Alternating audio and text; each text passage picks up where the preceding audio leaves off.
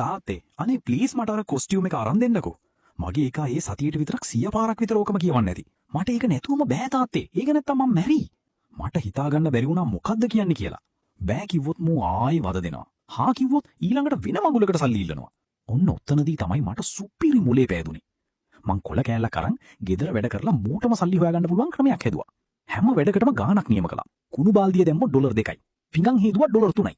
මං ලියලා ඉවර වෙලා කුලේ පුතාගේ අතට දුන්නා. මූත් බොක්කෙන්ම සෙට් වෙලා මගේ අතට අත දුන්නා. එල්ල මං ඕක කරනවා. මං කොච්චර වැඩ කරනවද කිව්වොත් දවස් 4න් මට අර ඉන්විසිබල් වුමන් කොස්ටියුම් එක ගන්න සල්ලි හම්බ වෙනවා.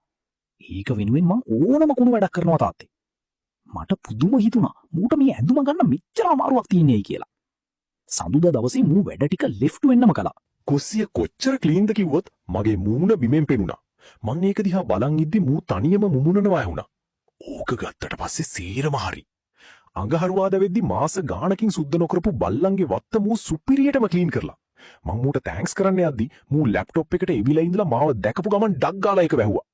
ඇඳුම ගැන රිසර්ච් එකක් තාත්තේ මූ කිව්වා. බදාදා වෙද්දි මූ මගෙන් අහන්නෙක් නැතුව ගෑරේජ් එක අස් කරනවා. මට හිතුණා මං තමයි ලෝකේ ඉන්න සුපිරිම තාත්තා කියලා. හැබැයි සිකුරාදා මං ගෙදර ඉද්දි කුස්සිය පිඟන් කන්දක් ගැහිලා ජරා වෙලා. ගෙදරම එක්කම අච්චාරුවක් වෙලා. මට තේරුණා මූ වැඩේ අතෑරලා කියලා.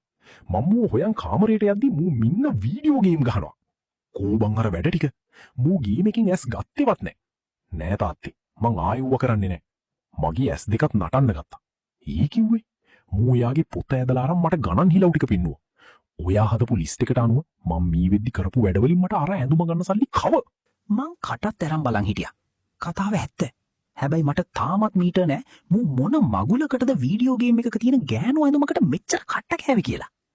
එදා රෑ මම මූගේ ලැප්ටොප් එක ඇරලා බැලුවා සල්ලි ටික හරියට ගිහින්ද කියලා. අන්න එතකොටයි මම මූගේ සර්ච් හිස්ටරි එක දැක්කේ. වීඩියෝ ගේම් එකේ ඉන්විසිබල් වුමන්ගේ ඇඳුමේ අත්තටම නොපෙනී ගියාම ඒක අස්සේ තියෙන ඒවා බලන්නේ කොහොමද? අම්මෝ අන්න එතකොටයි මට සීන් එක මුල ඉඳන් අගටම ක්ලික් වුණේ.